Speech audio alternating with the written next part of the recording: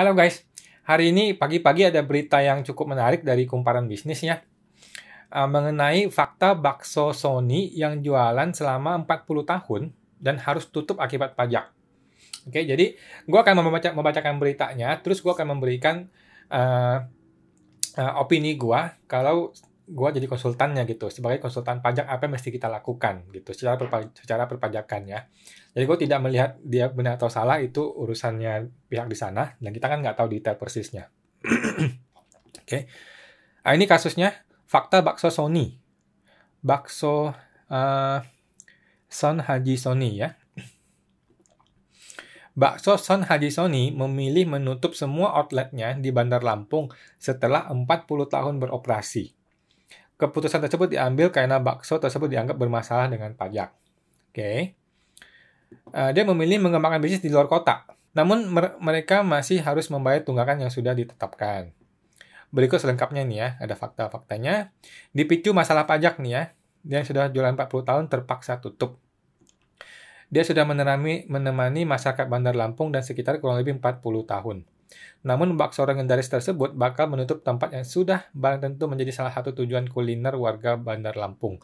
Gue pernah ke Lampung tapi nggak tahu bakso ini. Teman-teman kalau yang tahu di sana pasti terkenal sekali ini ya. Jadi pengumuman penutupan gerai bakso ini diketahui dari pemberitahuan yang dipasang di depan gerai pada Sabtu tanggal 3 bulan 7. Kami dari manajemen bakso Sony ingin memberitahukan bahwa bakso Son Haji Sony akan memfokuskan perkembangan usaha di luar kota Bandar Lampung.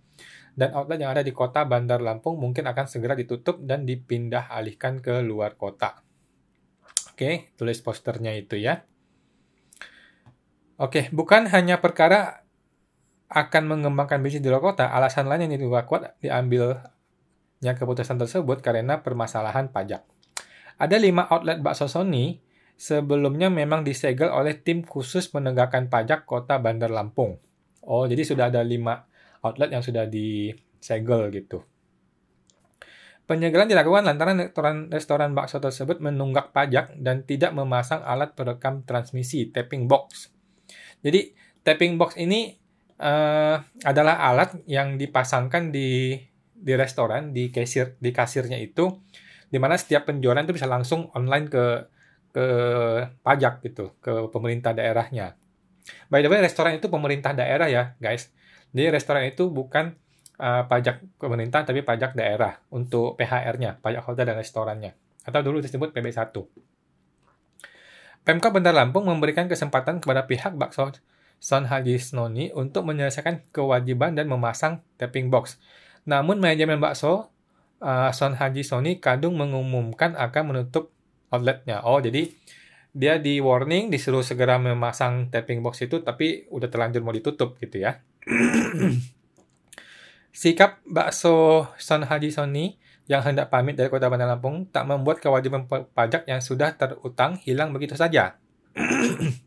Setuju. Pernyataan tersebut ditegaskan Wakil Wali Kota Bandar Lampung. Wah, ini Wakil Wali Kota sampai turun tangan ya. Padahal ini cuma urusannya Dispenda sebenarnya.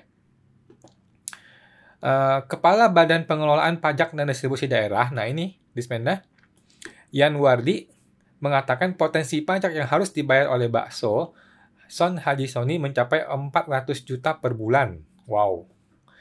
Sementara yang sudah dibayarkan selama ini berkisar 150 juta. Jadi, menurut perhitungan pemerintah, harusnya dia bayar 400 juta sebulan.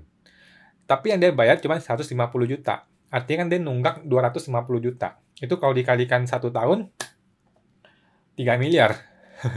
Setahun berarti 3 miliar. Ya betul, setahun 3 miliar, 10 tahun 30 miliar. 40 tahun 120 miliar. Sehingga Pemkot Bandar Lampung berpotensi dirugikan hingga 250 juta per bulan. Total ada 18 gerai bakso di Bandar Lampung. Ada 18 gerai. Ini jenis pajak yang bikin bakso tutup setelah puluhan tahun beroperasi. Keputusan manajemen menutup semua gerainya di Bandar Lampung tidak lama setelah disegel tim khusus penegakan pajak. Okay. Penyegelan dilakukan karena restoran bakso tersebut dianggap menunggak pajak dan tidak memasang alat perekam transaksi, tapping box. Inspektur Kota Bandar Lampung M. Umar mengungkapkan pelanggaran yang dilakukan itu bertentangan dengan Perda yang berlaku. Oke, ini ada Perda nomor 1 tahun 2011 tentang pajak dan retribusi daerah di Kota Bandar Lampung. Oke, dalam regulasi, pajak restoran dan rumah makan dipungut 10% dari jumlah tagihan yang dibayarkan konsumen. Jadi kalau teman-teman kayak belanja di KFC atau belanja di mana gitu, plus 10% gitu ya. Pajak tersebut harus dikumpulkan dan disetorkan oleh pelaku usaha setiap bulannya ke kas daerah Kota Bandar Lampung. Jadi pelaku usaha harus ngambil dari harga barang plus 10%, 10% ini buat pemerintah. Jadi ini bukan sifatnya memotong, tapi sifatnya memungut gitu. Jadi dia pungut 10%-nya dia bayar ke pemerintah. Oke. Pemkab Bandar Lampung menerapkan regulasi baru melalui Perda 6 tahun 2018 tentang sistem pembayaran pajak daerah secara elektronik, e-billing. Sekarang bayar semua e-billing. Berdasarkan regulasi tersebut, pelaku usaha diwajibkan menggunakan alat tapping box untuk setiap transaksi pembayaran. Oh gitu. Jadi setiap pelaku usaha wajib menggunakan tapping box ya. Oke. Bahkan dari setiap transaksi yang dilakukan langsung terkoneksi ke server yang dikelola oleh Badan Pengelolaan Pendapatan dan Distribusi Daerah. Jadi zaman dulu teman-teman, ini kasus sudah selesai ya, jadi kita lepaskan dulu. Ini pendapat pribadi saya. Zaman dulu itu orang restoran pakai nota bon gitu ya, yang manual, sehingga dicurigai banyak manipulasi, ada banyak penjualan yang tidak dilaporkan kepada negara gitu loh, sehingga negara dirugikan gitu. Atau ada yang dia sudah mungutnya rapi, dia mungut 10% dari masyarakat, tapi dia nggak laporin semua, sebagian dia lapor, sebagian nggak dilapor. Nah, itu juga jadi masalah. Sehingga kalau nggak salah zaman Ahok ya, zaman Gubernur Ahok, pertama kali dimulai, kalau nggak salah nih ya, dimulai tapping box ini. Yaitu di mana ada satu alat dipasangkan ke kasir, atau ke alat untuk kasirnya di restoran gitu. Jadi setiap dia bikin invoice atau penjualan, maka otomatis langsung masuk ke pemerintah gitu, langsung terrekod di pemerintah, sehingga negara tuh gampang setiap bulan langsung ketahuan berapa omsetnya, berapa penjualannya. Tinggal hitung 10% selesai gitu. Oke. Cuman ini banyak kendala, banyak orang sampai hari ini ya, setahu saya bahkan di Jakarta masih banyak restoran yang tidak melakukan ini, tidak menerapkan sistem online seperti ini dengan berbagai alasan lah. Oke. Nah, jadi sekarang saya mau kasih pendapat saya dari sisi konsultan pajak, dan jadi ini pendapat pribadi gitu ya. Jadi kalau teman-teman berada di situasi seperti ini, kalau mungkin teman-teman punya restoran atau punya industri yang berhubungan dengan restoran gitu, dan mengalami situasi seperti ini, nah, atau saya ditunjuk jadi konsultan pajaknya dia gitu ya. Nah, ini langkah-langkah yang akan gue lakukan gitu. Nah, by the way, disclaimer dulu nih ya, bahwa ingat ini adalah pendapat pribadi gue sebagai konsultan pajak. Oke, bukanlah kajian akademis yang eksak dan terbukti efektivitasnya, bukan ya. Ini hanyalah pendapat. Nah, langkah pertama yang akan saya lakukan adalah klien harus berkomitmen. Klien itu dalam arti restoran ini. Dia harus berkomitmen kepada petugas pajak bahwa mulai hari ini nih dan ke depannya kita ini akan berkomitmen mengikuti persis aturan pajak yang berlaku. Oke.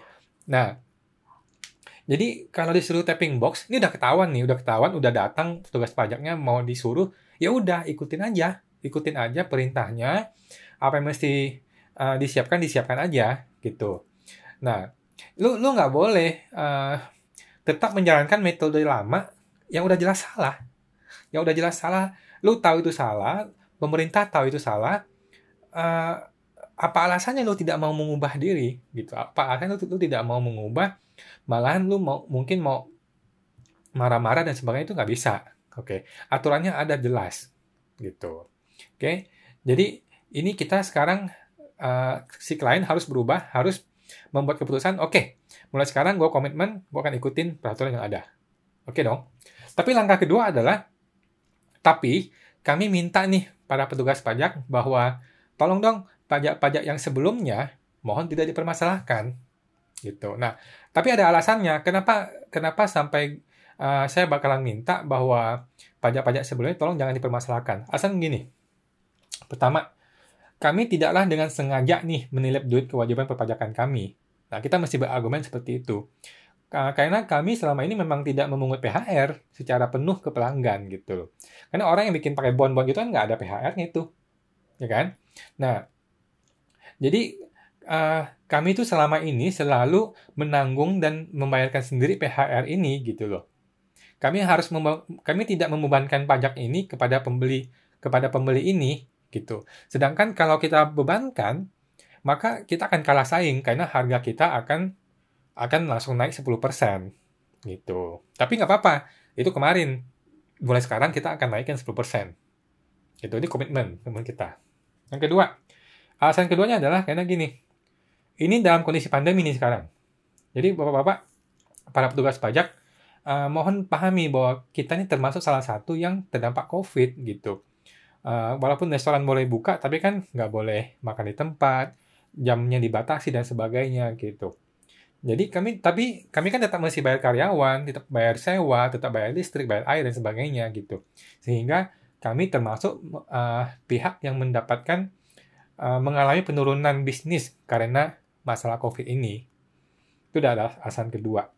Alasan ketiga adalah gini, kami buka restoran nih, tidak pernah diedukasi dengan baik oleh petugas pajak.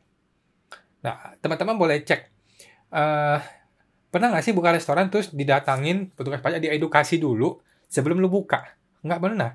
Atau mungkin saya sendiri nggak pernah dengar, tapi mungkin ada ya. Minimal disuruh Zoom online lah gitu, dikasih tahu kewajibannya begini. Nggak pernah. Biasanya hampir nggak pernah dengar saya ya. Nah, jadi kita boleh menjadikan ini sebagai argumen gitu, bahwa kita restoran tidak pernah diedukasi dengan baik oleh petugas pajak. Tapi kami nggak akan lawan pajak gitu. Jadi, cuman kita mau jadikan ini alasan sehingga kami khilaf dan lalai dalam melaksanakan kewajiban kami. Kita mohon maaf untuk yang kemarin-kemarin gitu. Sekarang pajak sudah datang, kasih tahu kita yang benar, ya udah kita akan komit, mulai sekarang kita lakukan yang benar. Gitu, oke? Yang keempat, data potensi pajak. Yang tadi kan dia bilang pajak mengatakan potensinya 400 juta, tapi yang dibayar 150 juta. Sehingga ada kekurangan 250 juta per bulan. Nah, angka 400 juta ini dari mana? Pasti pajak ngitung dong. Pajak itu punya perhitungan bagaimana seharusnya lu bayar berapa. Pajak punya perhitungan itu. Nah, tapi kan ini namanya data potensi pajak, guys. Ini data potensi pajak di mana tidaklah sepenuhnya bisa dibuktikan dengan jelas, gitu loh. Karena hitung-hitungannya kan menggunakan metode perkiraan. Jadi angka 400 juta ini kan dia hitung nih berapa mangkok, berapa kursi, berapa meja, berapa harganya, bahan bakunya berapa, dia memperhitungkan secara perkiraan. Tapi kan ini tidaklah sebuah perhitungan yang betul-betul eksak pasti gitu, nggak gitu juga. Gitu. Jadi ini bisa kita bantah angka ini gitu. Jadi yang keempat ya. Yang kelima adalah jika kami harus bayar sampai bertahun-tahun ke belakang, yang tadi gue udah hitung mungkin belasan sampai ratusan miliar gitu ya, maka kita bisa bangkrut coy. Kita bisa bangkrut. Jadi mohon ini jadi pertimbangan dari pihak pemerintah. Jadi gini, pemerintah ini bisa memberikan kebijaksanaan gitu. Kalau teman-teman ini baik dan berkomunikasi dengan baik gitu loh. Nggak langsung main ancam, udah gue tutup aja restorannya. Lah, tutup restoran itu tidak menyebabkan lu tidak menyebabkan lu menjadi tidak perlu bayar pajak gitu loh. Tutup restoran itu akan membuat restorannya tutup, pemerintahnya tidak mendapatkan pendapatan negara ke depannya, tapi lu nggak untung, lu tetap ditagih yang kemarin-kemarin. Dan aset lu bisa dibekukan dan sebagainya. Ini jadi panjang ceritanya. Nah, alangkah baiknya kalau kedua pihak sama-sama saling mendukung. Ya udah, kita jalankan terus bisnisnya. Mulai sekarang kita komitmen, yang ke belakang tolong tidak dipermasalahkan, ke depan kita berkomitmen. Begitu loh. Dengan begini, bisnis jalan terus. Oke dong, bisnis jalan terus.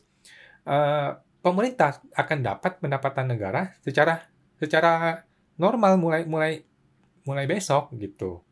Ya kan? Dan kalau gue jadi pemerintah, gue akan pilih jalan yang kedua ini gitu. Gue akan pilih, ya udah ayo kita bareng-bareng kita saling mendukung, bisnis tuh jalan terus, tapi mulai sekarang lu ikutin aturan yang benar ya, gitu.